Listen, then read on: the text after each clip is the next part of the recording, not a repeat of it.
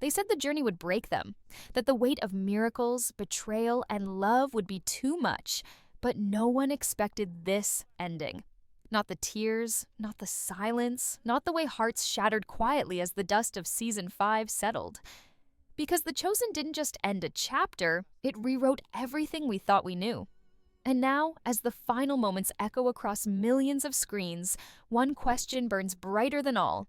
Where do they go from here? Season 5 of The Chosen began with momentum, but it ended in something deeper. Stillness, heartbreak, and the undeniable truth that every miracle has a cost. At the heart of it all was the love between the followers and their teacher. But this wasn't the kind of love filled with celebrations or certainty. This was the kind that tears you open.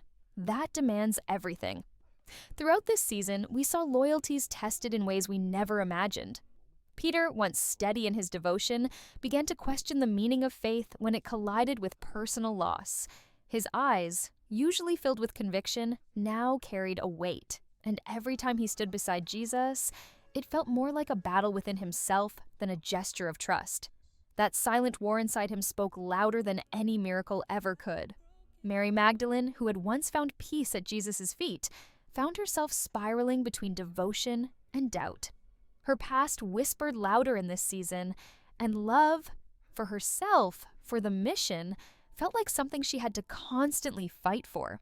There were moments where it seemed like she would collapse under the pressure, and yet every time she nearly vanished into grief, there was a flicker of light, a reminder that sometimes love survives not because it's easy, but because it refuses to die.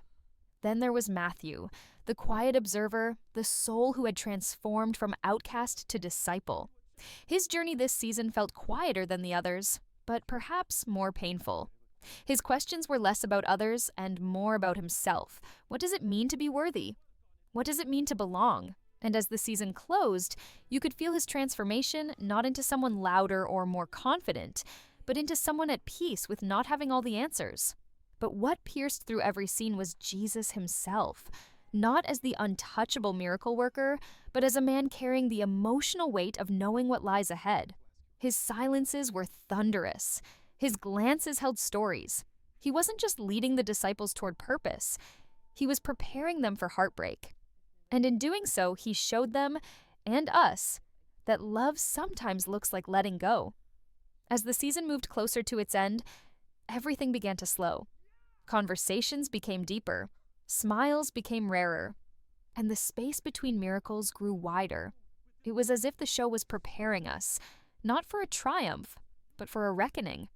A moment when every character had to look within and decide what love really meant when it was tested by loss, fear, and the unknown. And so by the time the final episode unfolded, the audience wasn't just watching a show, they were grieving with it.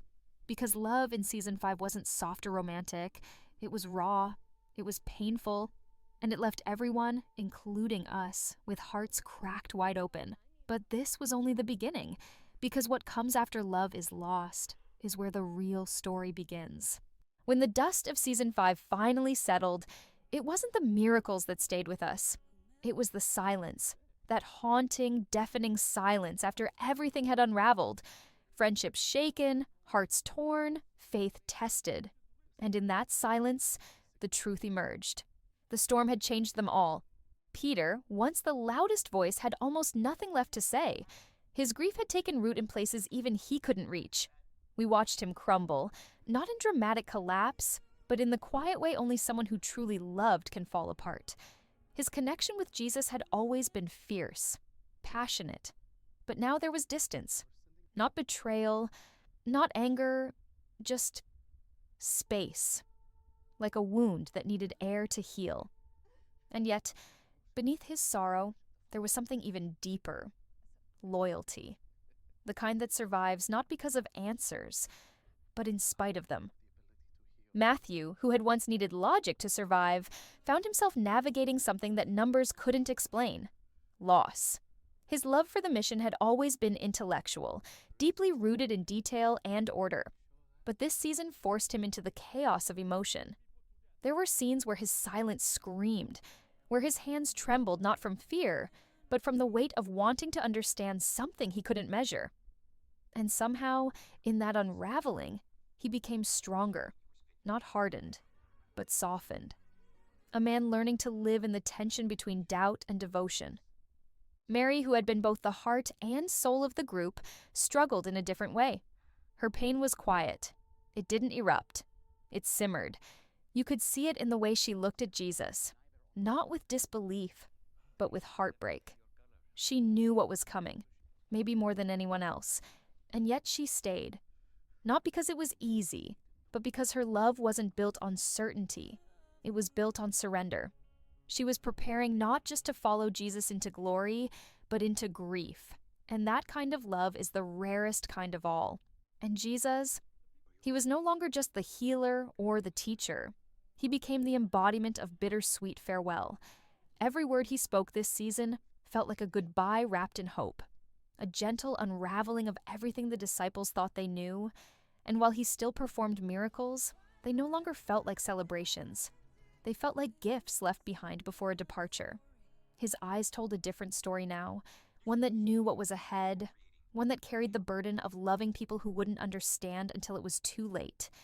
The emotional gravity of season 5 was unrelenting. Every conversation felt heavier.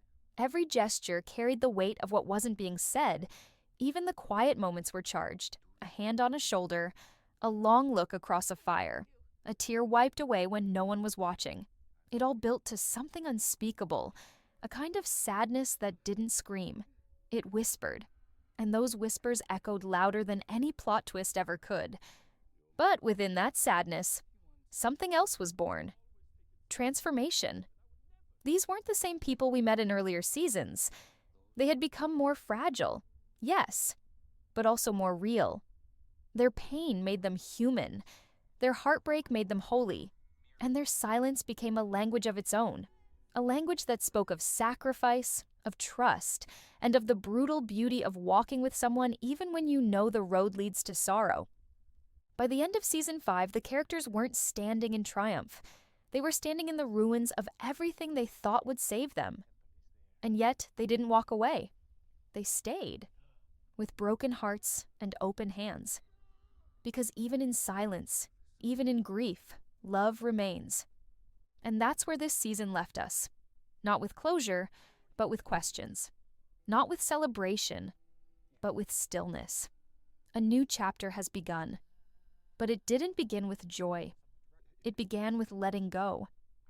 There's a kind of hope that's light, bright, dancing, full of laughter and open skies. But that's not the kind of hope season 5 left us with.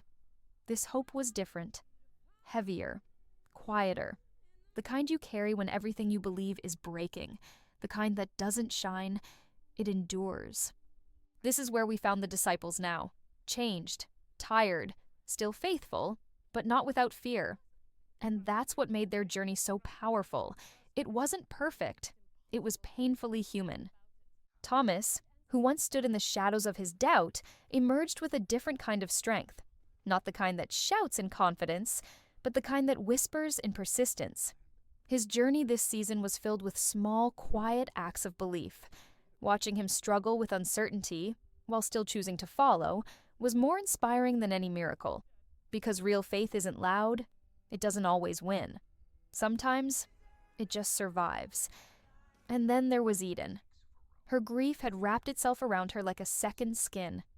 Her loss wasn't loud either. It was in the way she moved slower now, the way her smile faded quicker, the way she stared at the horizon as if expecting someone to come back who never would. But even in that ache, she never stopped showing up. She cooked, she cleaned, she cared. Her love didn't vanish. It transformed into a quiet kind of strength, into resilience, into grace. Simon Z, the fierce warrior, faced a new kind of battle this season, one he couldn't fight with fists. He battled with helplessness, with standing by while others suffered, and his anger, once a tool of justice, now became a mirror. For the first time, he had to ask himself, is zeal enough? Is passion enough when people are still hurting? His silence this season wasn't weakness. It was a search for purpose beyond pain, for direction in a world that suddenly felt leaderless. And then there was Jesus. not as the center of the storm this time, but as its still point. He saw everything: the doubts, the tears, the moments when the disciples wanted to run. And still, he loved, deeper than before, in smaller ways: a glance, a shared meal, a word spoken when it was least expected.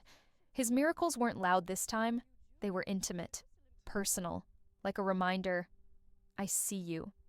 I'm still here, even when I'm leaving. The pacing of this season was slower, but not dull. It was thoughtful, deliberate. Scenes lingered, dialogue stretched out like final conversations between people who knew they were about to lose each other. The tension wasn't about what might happen, but what already had. The looming goodbye hung in the air like a shadow over every step. There was an unspoken understanding among the characters now. Something sacred was ending. And yet, in that ending, something else was forming. A kind of quiet unity. Not built on certainty, but on shared sorrow, on memories, on trust forged in the fire of disappointment. And that's where the hope came in, not loud or easy, but heavy and holy. The kind that says, even when it hurts, I'll stay. The kind that breaks your heart just to prove it's still beating. The kind that looks at a dark future and still lights a candle. By the time the season edged toward its final episodes, the characters weren't waiting for deliverance. They were preparing for loss. But somehow, that didn't feel like defeat. It felt like love. Deep, enduring, raw love. Love that isn't afraid of grief. Love that holds on, even when letting go is inevitable. Because sometimes the truest form of hope doesn't arrive with a miracle. It arrives in the willingness to keep walking, even when the path leads to the cross. And so, as the final scenes fade and the screen goes dark, we're left not with answers, but with emotions. Deep ones, heavy ones, the kind that linger long after the episode ends. The Chosen Season 5 didn't just tell a story, it held up a mirror to our own faith, our own heartbreaks, our own hope. We saw ourselves in Thomas's quiet persistence, in Eden's silent pain, in Simon's searching eyes. We felt the weight of what it means to believe when everything feels broken. And maybe that's the greatest miracle this season gave us, not in signs and wonders, but in reflection, in showing us that love endures, even when the future feels uncertain. Because sometimes, it's not the victory that moves us. It's the journey through sorrow, the bravery and heartbreak, the light that flickers even in the darkest moments. Season 5 didn't shout its message, it whispered it. Stay. Hope. Love anyway. And maybe that's exactly what we needed to hear. Don't forget to like, share, and subscribe, because the story isn't over. Not for the disciples, and not for us.